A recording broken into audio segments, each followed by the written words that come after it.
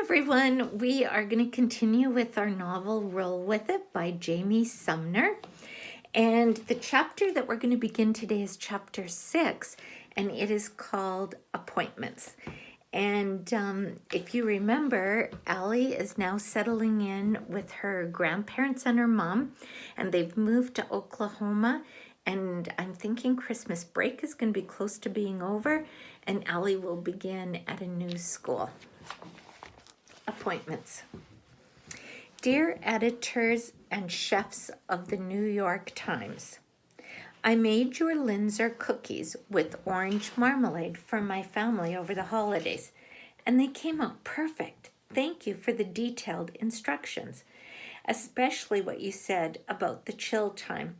I am thankful we had the 4 to 6 hours on Christmas Day to chill. Ha ha.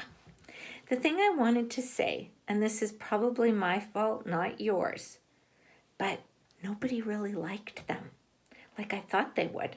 I guess because you said these cookies would be an instant crowd favorite, I thought they'd be gone in a flash. But it's going on 3 days now, and we've still got almost the entire batch left, apart from what the cockatoos ate. So I do have a question. But it's not about the recipe. It's about the people you make the recipe for. How do you know what they'll like? How do you know what to feed your crowd? Sincerely, Allie Cowan. Despite everything Mom said about the smoke, I'm still over at Coralie's every afternoon between Christmas and New Year's. She comes over here too, but I never know how Grandpa's going to be that day. Coralie has started calling his dark moods Al. She'll text, your place or mine, and I'll say mine if Grandpa wakes up and showers and comes out whistling. But if he's talking to himself and still in his pajamas at 10, I'll say, Al's here, Uber me. And she'll come over and wheel me over to her place.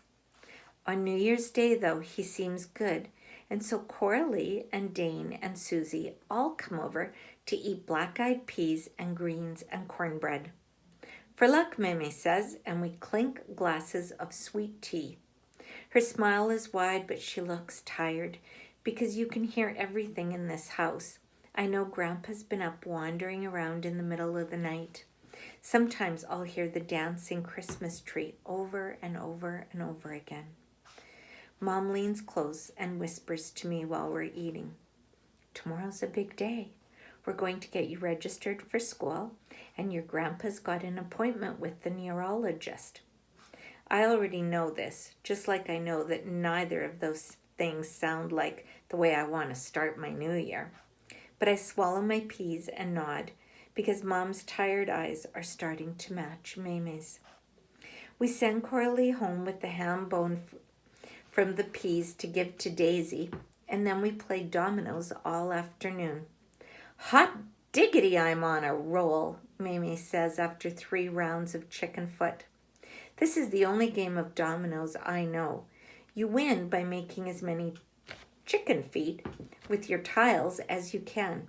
They look like little pitchforks scattered all over the table by the time we are done.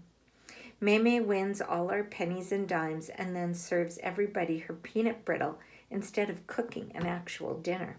It's awesome, and nobody says a word about what will happen tomorrow. On my way to bed, I pass Grandpa in the hallway. He's leaning up against the wall in his pajamas. You okay, Grandpa? What? Oh, yeah, yes. He pats me on the shoulder without looking down. Now you all be safe on your drive home in the morning, you hear? He's forgotten already that we're here to stay. Will this be what it's like? Every morning reminding him what day it is and that we're not leaving? The peanut brittle hardens into a tight knot in my stomach. And when I'm finally in bed, it takes a while to settle myself to sleep. The only way to get into the town of Eufaula from where we live on the outskirts is to take Route 9 across the bridge that runs over Lake Eufaula. I love that bridge. It's so wide and long that if you roll down the windows, it feels like you're heading out to sea. The lake is why Mamie and Grandpa moved here in the first place. After a lifetime working on plane engines at Tinker Air Force Base, Grandpa wanted nothing else but to sit in a motorboat in the middle of nowhere and fish. When I was little, he used to take me with him. We had a special little chair that he'd strap into the middle of the boat, and I had my own fishing pole. It was red and had Big Bird on it. We got it at the general store for $1. We would leave before the sun came up and sit out there in the quiet. I was his favorite fishing buddy because I had my whole life to practice sitting still. Catfish was the only thing we ever caught. Grandpa would pull them in for us. Their long whiskers would whip against the side of the boat when they came up, shiny and dark from the water. I'd squeal a little if one of them brushed against my leg in the bottom of the boat. We'd fill buckets up with lake water and take them back home alive. When I asked Grandpa why, he said, "You want them swimming until they hit the pan, baby girl. Then you clean 'em and fry 'em up right." But every now and then there was a little one, and he let me keep it as a pet, swimming around and around in the bucket until all the others disappeared. Eventually, we would take it back to the lake. "Live to see another day," he'd say, and we'd salute as its tail disappeared under the water. These are the things I want to remember. These are the things I don't want him to forget. It's 28 degrees out on January 2nd, and nobody's fishing. The lake is big and dark and still. But if I lean over, I can still spot the red buoys like inflated balloons in a line on the water that mark off the swimming hole. When Mom and I pull into the parking lot of the middle school, I see it's almost full. The teachers had to come in to get their classrooms ready for tomorrow. Just the thought of tomorrow makes me want to hit the automatic locks. This school is tiny, like old-timey schoolhouse tiny, not much bigger than a church. It's brick like everything else, and there's a playground next door because the elementary school is right behind it. Mom clucks her tongue when the only 2 handicap spaces are taken by cars without handicap tags. She's called a tow truck a time or two, but today she parks along the curb and hurries to get me out. She's already got her game face on. It's her advocate mode, the mom setting she developed from years of fighting for insurance to pay for things like new shoes to go over my braces, and fighting school for extended time between classes, and fighting teachers who thought CP was the same thing as a learning disability. Advocate mode accomplishes a lot, but it also landed me with a bodysuit I had to wear under my clothes for 3 years to help me sit up straighter. It was white with pink stars, and I hated it, so there is a downside. Sorry about that, my aunt called, so we'll pick up where we left off. Today, as we roll through the double doors, no handicap button, Mom's face says, "We are the ability in disability. Hear us roar." Oh boy. But the problem, as I see from the get-go, is that there's nobody to roar at. There's only one person at the front desk when we get into the office, and she's knitting. When she comes around to meet us, I see she is short and round and red-cheeked and kind of looks like a garden gnome. "Hi, you two. I'm Mrs. Peabody. Just a volunteer up here at the front while everyone's in meetings." She cups my face in her hands and calls me dear. She smells like rose soap. "We've been expecting you. Let me take you on back to the principal's office." Mrs. Rutherford, the principal, is a tall, thin woman, and when she bends down to shake my hand, she reminds me of Olive Oyl from Popeye. A picture of the lake hangs next to her diploma in her office, and she has one of those big old leather desk chairs that looks like a throne. "So nice to meet you both. How are you settling in?" We're fine, just fine. Mom gives her a firm handshake and then pulls out a folder with my name across the front in huge block letters. She bought a label maker last fall, and I am embarrassed beyond all measure that she has actually put it to use. Good to hear. Give your mother and father a hello from me. I didn't get a chance to speak with them at the Christmas Eve service. Mum blushes, but I don't think Mrs. Rutherford meant anything by it. She looks like someone who says exactly what she means. No more, no less. She keeps going. Well, as you will come to see, we're a small establishment here. There are only 40 students in the 6th grade class, 150 in the entire middle school. Yes, I've heard. Mrs. Rutherford turns to look at her computer. And it looks like Allie, I say. Allie, don't interrupt, Mom says. Mrs. Rutherford turns to me.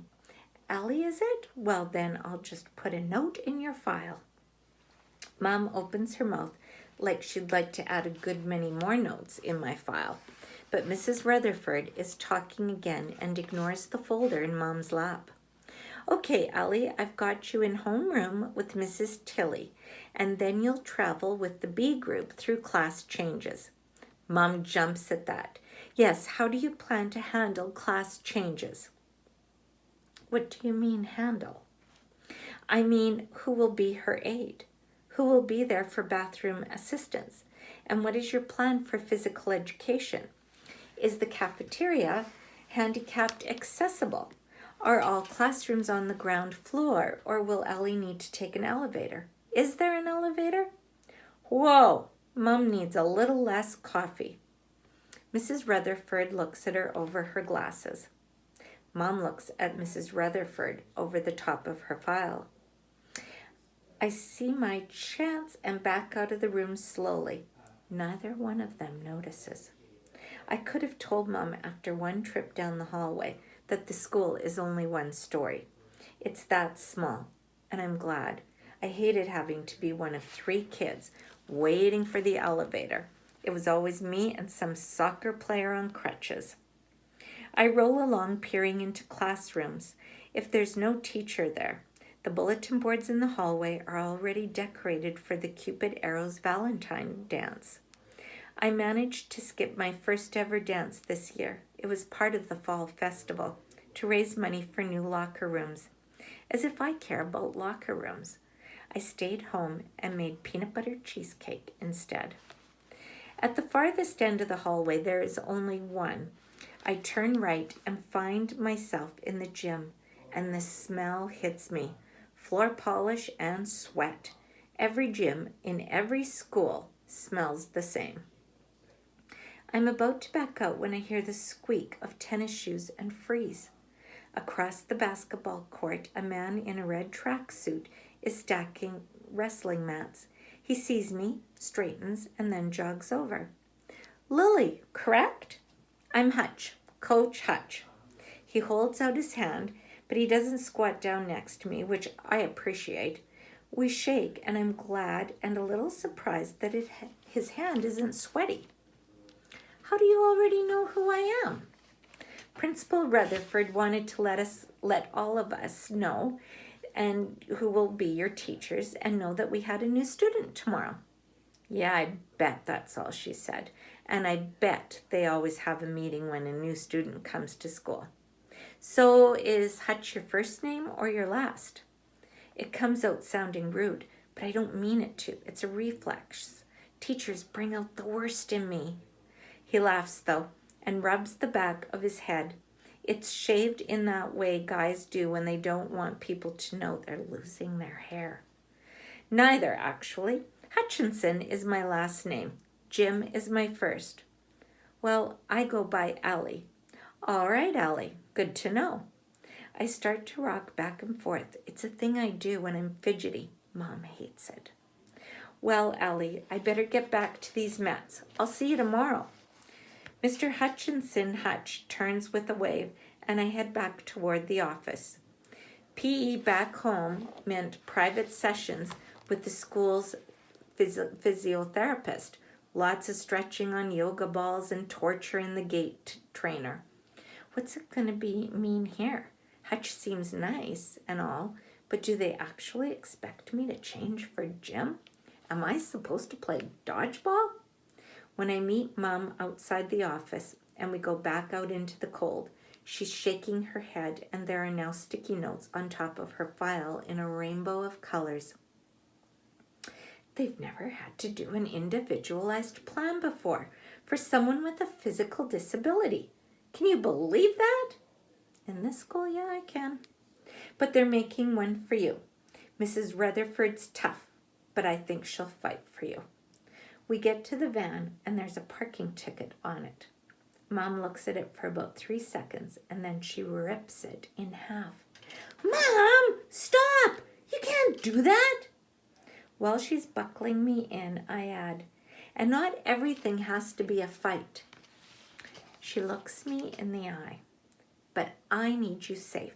I need you healthy, happy, and safe. There it is again, her favorite saying. I am healthy and safe. What about happy? TPD. She gets in the front seat and studies me in the rearview mirror. She looks so serious. I can't stand it. Just kidding, Mom. JK, I'm just messing with you. She shakes her head and starts counting things off on her fingers. All the classes are on the first floor. I know. And you are required to be present for gym class, but we're still figuring out what that will look like. Mr. Hutchinson will be your gym teacher, and I've got a phone call scheduled with him in the morning after I drop you off. What do you mean when you drop me off? I thought I was riding the bus. We've left the school behind, and Mom is already speeding. Because of all her negotiating, we're going to be late for Grandpa's doctor appointment. According to zoning codes, the bus can't go any farther down Route 9 than the entrance to Royal Oaks. The main road in Royal Oaks is half a mile long and gravel, and Alco Drive, our street, is at the far end. She doesn't have to say anything else, but she does. And they don't have a lift. I lean all the way over and put my head on my knees. I've visited this town my whole life, and this is the first time I've felt like an outsider. Lakeview Middle might as well be another planet. Hey, put your shoulder strap on and stop moping. Coralie's going to ride with you. I already called Dane and Susie. Great. But I don't lift my head again until I feel the van slow. Neurology, here we come. And we'll stop there, and I can't wait to see how Ellie's first few days go at her new school. And the news that Grandpa might receive at the doctor's appointment could be some very difficult news for the family to hear. So we will find out as we read on. All right, everybody, have a good day.